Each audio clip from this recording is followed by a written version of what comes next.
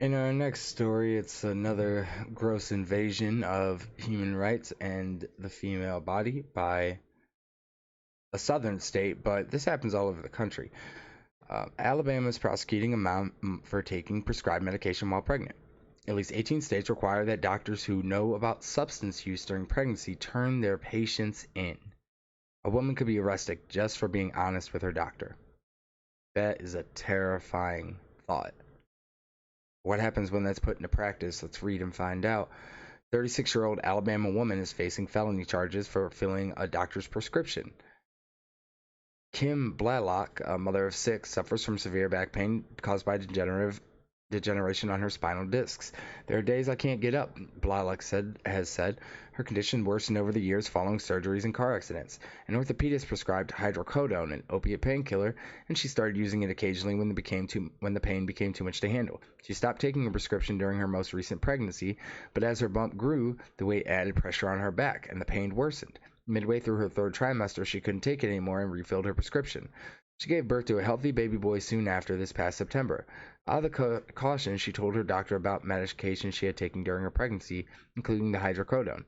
That's where the trouble started. After her son tested positive for hydrocodone, an investigation was launched.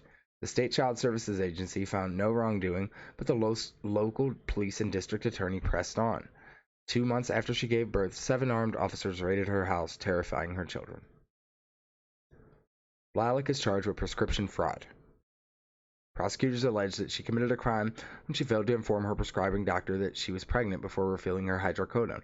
It's a novel charge for such a case, but Alabama has a long history of prosecuting pregnant women under a strict reading of a statute saying against chemical endangerment of a child, which classifies substance use during pregnancy as a form of child abuse. Since 2006, when meth labs were appearing across rural communities, Alabama has made it a felony to expose child to a chemically toxic environment. The law is meant to enforce heavier penalties on people who make drugs around children, exposing them to the vapors that are emitted in the creation of crack and meth. But prosecutors quickly began deploying the law against pregnant women, interpreting a chemically toxic environment to mean the pregnant body itself. Wow. Wow, wow, wow. So, Alabama contesting the war on drugs on a brand new frontier, a woman's body. Wow, that is insane to me. They could think that they could get away with that. The thing is, they are getting away with it, and they're doing it all the time. And it's not even just Alabama. With in practice, this all over the country. This is allowing prosecutors to charge pregnant women with felonies. So these 18 states require the doctors to turn someone in. Now, that is such a disgusting breach of doctor patient confidentiality in my eyes. How can you, how can the law say, dictate between, what goes on between a mother, a doctor and a patient? How can the law really get between that?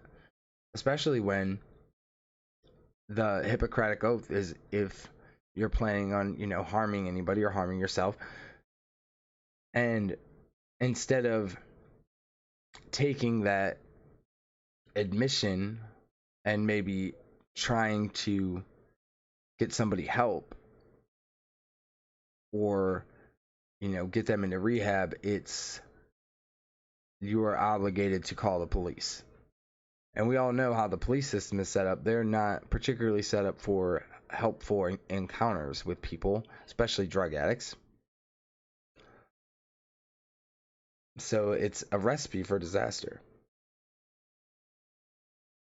So they, even no matter what they're testing for, as this she tested for hydrocodone, but the baby was completely healthy. There's no signs of immediate danger, and yet still being charged with a felony. Now,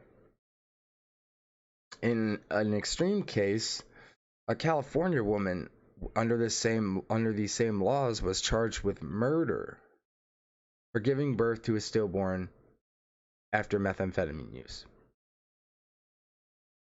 Now, I don't know if how many people know much about methamphetamine use, but I don't know the full story behind this, but she may not even have known she was pregnant, because meth use messes with your menstruation cycles. It does all kind of horrible things to your body, but she may not have even known she was pregnant. And even if she did know she was pregnant, this is where I might give a little bit of a hot take, but it's her body. It's her body. And she could choose to do what she wants with it. But of course not. Of course not, because these are the same states. These same states that are arresting pregnant women for using drugs are the same states that won't allow access to clean and safe abortions. So how can you have it both ways? I'm not saying that these problems wouldn't still exist, but it would at least give them another option, especially with a drug addict. It'd be an extremely bad situation for the child and for the mother. But what does this mean, in all honesty? What does this story mean? What does it add up to?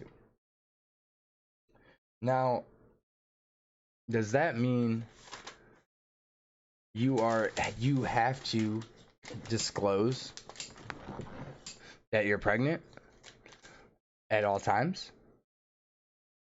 Is it that is that going to be an obligation? Is that going to be a law that you have to disclose you're pregnant?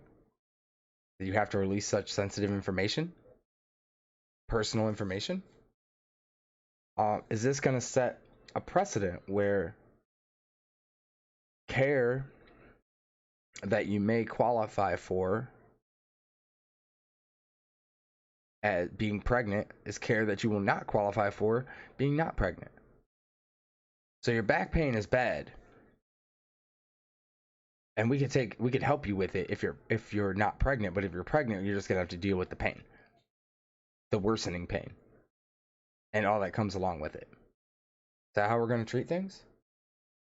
Now, the real problem with this, as where I think it's gonna come with, is that doctor-patient confidentiality is destroyed. The trust between a doctor and a patient is destroyed, and that is going to cause an unprecedented amount of problems.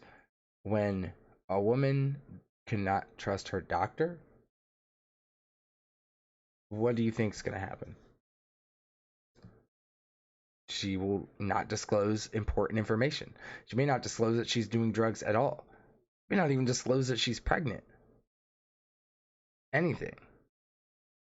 Maybe different feelings that she's having, different problems with her body, and everything will be skipped over, because if the trust isn't there, nothing's going to be talked about in those scenarios. And on top of that, you're uprooting families, especially in this case. This is such an extreme reaction to say she was endangering her child and then raiding her house.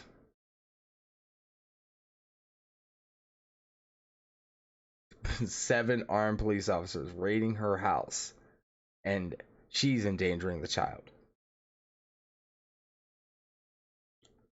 Yeah, makes a whole lot of sense to me.